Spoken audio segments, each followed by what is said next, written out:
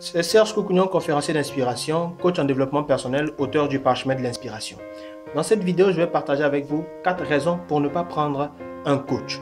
Si vous vous intéressez à la sphère du développement personnel, vous remarquerez qu'il y a de plus en plus de personnes qui se lancent dans le développement personnel, qui s'investissent pour la transformation positive de leur environnement. Et ce n'est pas si mal que ça. C'est d'ailleurs une très bonne chose qu'il y ait de plus en plus de personnes engagées à faire du bien autour d'elles. Vous devez nécessairement aussi faire la différence entre ce qu'est le coaching et simplement le conseil. Parce que quand on parle de coach, certains croient que c'est une personne qui est habilitée à donner des conseils. Il ne s'agit pas de juste donner des conseils.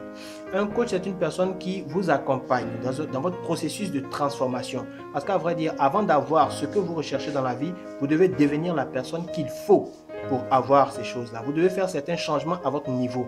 Comme le disait une personne que j'apprécie, un mentor, il dit souvent que le travail le plus important à faire est le travail à faire sur soi. Donc le coach est celui-là qui vous accompagne dans ce processus de transformation personnelle. Bien évidemment, cela demande de la pratique, cela demande de l'engagement, cela demande un investissement du coach dans votre propre vie. Cela demande aussi votre implication. Mais je vais vous partager rapidement 4 raisons fondamentales pour ne pas prendre un coach. La première raison pour ne pas prendre un coach est de ne pas savoir ce que vous voulez.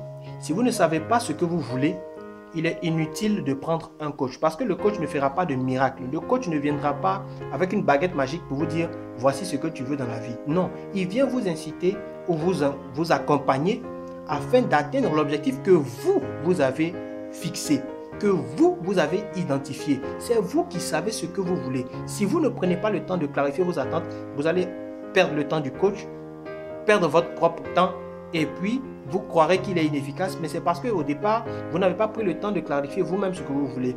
Donc, le coach dans son travail, il vous accompagne d'un point A à un point B, mais c'est le point B que vous devez définir. C'est vous qui savez ce que vous attendez en retour lorsque vous venez vers lui.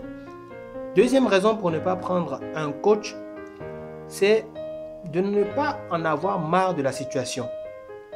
Et oui, si vous n'avez pas marre de la situation que vous traversez, au point de vouloir la changer, au point de vouloir profondément et sincèrement la changer, il est inutile de prendre un coach. Parce qu'à vrai dire, le coach, vous allez avec lui définir des stratégies, définir des actions à poser. Et puisque vous n'en avez pas marre, vous ne trouverez pas nécessaire de poser le pas qu'il faut pour changer la situation. Il peut vous recommander ou vous pouvez vous entendre sur des actions concrètes à poser. Mais quand vous n'en avez pas marre, vous trouvez que ces actions-là peuvent attendre. Vous trouvez que la situation est encore acceptable et encore confortable. Les gens qui viennent et qui disent « Oh, je sais que j'ai tel problème » et quand on leur demande « Mais pourquoi tu n'as rien fait pour changer ce problème-là » ils trouvent des alternatives. Bon, on se dit que certainement ces personnes-là n'ont pas encore assez mal, n'en ont pas encore marre de la situation. Quand vous en avez marre d'une situation, naturellement, vous prenez la disposition pour passer à l'action sur l'impulsion du coach qui vous accompagne. La troisième raison pour ne pas prendre un coach, c'est de ne pas aimer qu'on vous pose des questions. Si vous n'aimez pas qu'on vous pose des questions, ne prenez pas un coach parce que le coach va vous poser beaucoup de questions. Si le coach vous pose des questions, c'est nécessairement pour que vous puissiez sortir ce qu'il y a de meilleur en vous. En vous posant des questions, certainement ces questions-là vont toucher des points essentiels, vont toucher des points qui vous font mal, des points sensibles. Et c'est là vraiment une technique majeure du coaching. En vous posant des questions, il vous repose dans vos derniers retranchements afin que vous vous rendiez compte que les réponses sont là, mais parfois c'est vos peurs qui vous empêchent d'aller au-devant des actions que vous devez poser. La plupart d'entre nous, nous avons la majorité des réponses que nous recherchons. Et malheureusement, nous ne savons pas nous-mêmes nous poser les bonnes questions. Alors le coach vient avec son expertise, avec son expérience, nous poser ces questions-là afin que nous puissions nous-mêmes ressortir les réponses. À vrai dire, le coach est moins comptable de vos résultats que vous. C'est vous qui êtes plus comptable de vos résultats que lui. Alors, ce qu'il convient de faire, c'est que lorsque le coach vous pose des questions et que vous êtes amené donc à donner les réponses qui vous viennent à l'esprit, cela l'aide et vous aide aussi à définir clairement les différentes étapes de votre processus de croissance. Cela l'aide et vous aide à mettre en place la stratégie vous permettant de passer du point A au point B auquel vous aspirez. Et la dernière raison pour laquelle vous ne devez pas prendre un coach, c'est de ne pas être prêt à payer.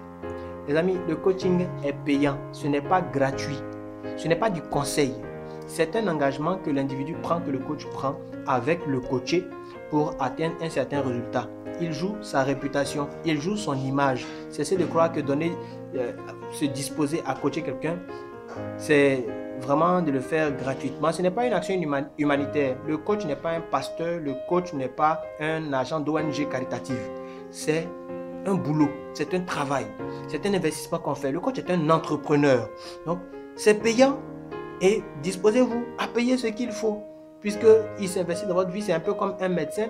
La moindre erreur qu'il fait peut coûter beaucoup à la personne qu'il suit. C'est pourquoi vous devez prendre les dispositions nécessaires pour qu'il soit à l'aise dans son travail. Ceci dit, je vous remercie d'avoir suivi cette vidéo. Je vous dis à très bientôt sur ma page Facebook. N'oubliez pas de liker la page si vous ne l'avez pas encore fait afin de recevoir continuellement ce genre de vidéos. Alors, pour ceux qui veulent recevoir les textes d'inspiration que j'écris tous les jours appelés Inspiration Nocturne, vous pouvez envoyer simplement votre prénom plus Inspiration Nocturne via WhatsApp au 78 766 233. À très bientôt et n'oubliez pas, la vie en soi elle est faite pour s'exprimer facilement en tout et en tous. Bye.